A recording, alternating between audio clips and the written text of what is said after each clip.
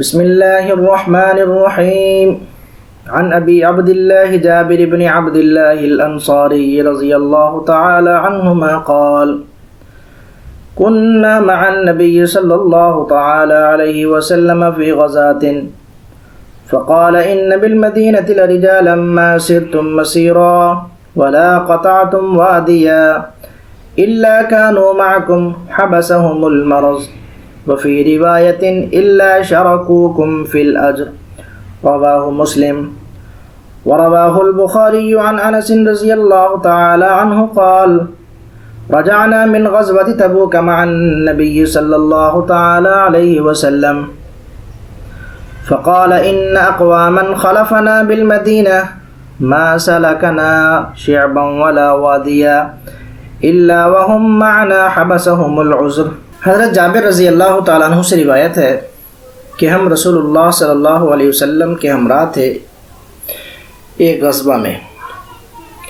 راستہ میں ایک دن آپ صلی اللہ تعالیٰ علیہ وسلم نے صحابہ اکرام سے خطاب کر کے فرمایا کہ مدینہ میں کچھ لوگ ایسے رہ گئے ہیں کہ تم نے جو بھی مسافت طے کی، جس وادی سے بھی تم گزرے ہو، وہ تمہارے ساتھ شریک سفر رہے. یہ وہ لوگ ہیں جن کو صرف بیماری نے اس سفر جہاد سے روک دیا. ایک دوسری روایت میں تمہارے ساتھ ہیں کے بجائے وہ اجر میں تمہارے شریک ہیں کے الفاظ ہیں. یہ مسلم کی روایت ہے. امام بخاری رحمہ اللہ نے یہی حدیث حضرت انس رضی اللہ تعالیٰ عنہ سے روایت کی ہے کہ ہم رسول اللہ صلی اللہ تعالیٰ علیہ وسلم کے ہمراہ غزوہ تبوک سے واپس آ رہے تھے کہ آپ علیہ الصلوۃ والسلام نے فرمایا: بے شک بہت سے وہ لوگ جن کو ہم مدینہ میں چھوڑ آئے ہیں، جس گھاٹی سے بھی ہم گزرے، جس وادی کو بھی ہم نے طے کیا، وہ لوگ اس میں ہمارے ساتھ رہے ہیں. یہ وہ لوگ ہیں جن کو مجبوری اور معذوری نے بے بس کر دیا. حدیث مبارکہ سے معلوم ہوا کہ اگر مجبور اور معذور لوگ ایسے ہیں جو کسی کار خیر میں، کسی نیکی کے کام میں، مثلا حج پہ جانے میں، جہاد پر جانے میں، صدقات اور خیرات کرنے میں سچا جذبہ اور پختہ نیت تو رکھتے ہیں، مگر مجبوری اور معذوری کی وجہ سے اس کار خیر کو ادا نہیں کر سکتے، اللہ پاک ان کو بھی اپنی رحمت سے اس نیک نیتی اور اخلاص کی بنیاد پر اس کار خیر کا ثواب عطا فرماتے ہیں. سبحان اللہ، کتنی مفید چیز ہے خلوص اور نیک نیتی. چنانچہ ایک دوسری روایت میں آتا ہے نبی کریم صلی اللہ تعالیٰ علیہ وسلم نے فرمایا کہ جو شخص دل سے کسی نیک کام کی نیت کرتا ہے تو ایک نیکی کا ثواب تو اسی وقت اس کے لیے لکھ دیا جاتا ہے، پھر جب وہ اس پر عمل کر لیتا ہے تو 10 نیکیوں کا ثواب لکھ دیا جاتا ہے. در حقیقت بات یہ ہے کہ نیک نیتی خود ایک مستقل عبادت اور تعلق مع اللہ کی دلیل ہے. اسی لیے ایک اور روایت میں نبی کریم صلی اللہ تعالی علیہ وسلم کا ارشاد ہے کہ آدمی کی نیت اس کے عمل سے بہتر ہے. لہٰذا انسان کا فرض ہے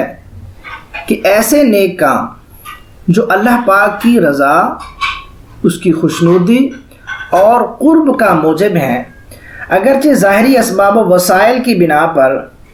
اس انسان کی قدرت سے باہر بھی ہوں، تب بھی ان پر عمل کرنے کا پختہ ارادہ رکھے، سچا شوق رکھے، پکی نیت دل میں رکھے، تاکہ ان کاموں پر عمل کرنے کی سعادت اگر میسر نہ بھی آئے تو کسی نہ کسی درجہ میں ان کے اجر و ثواب سے محروم نہ رہے. بالخصوص جہاد، اس کے متعلق تو حدیث شریف میں آیا ہے کہ جس مسلمان نے کبھی جہاد کیا نہیں یا کبھی اس کے دل میں جہاد کا گمان تک نہیں گزرا، جہاد کا خیال تک نہیں آیا، تو وہ ایسی حالت میں مر گیا تو وہ جاہلیت کی موت مرا، الیاذ باللہ. ظاہر ہے کہ صرف ایک بدبختی اور بدقسمتی ہی ہے جو انسان کو ان اعمال کا صرف جذبہ اور شوق پیدا کرنے سے روک دے جو کہ مفت کے اجر و ثواب کا باعث ہے۔ مگر افسوس کہ ہمارے دلوں کو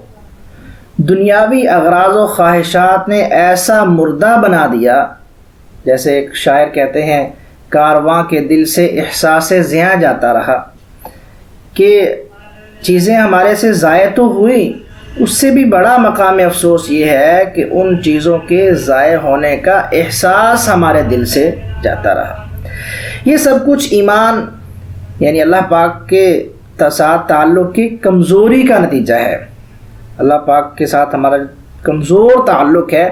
اس کی وجہ سے ہم لوگ دن بدن دنیاوی اغراض و خواہشات کی طرف مائل ہوتے چلے جا رہے ہیں۔ اب ضرورت اس امر کی ہے کہ ہمیں از سر نو اپنا رشتہ اللہ پاک سے جوڑنا ہے، اپنا رشتہ اللہ پاک سے مضبوط اور پختہ کرنا ہے، تاکہ اللہ پاک اس نیک نیتی اور نیک عملی کی سعادت حاصل کرنے کی توفیق عطا فرمائے۔ آمین۔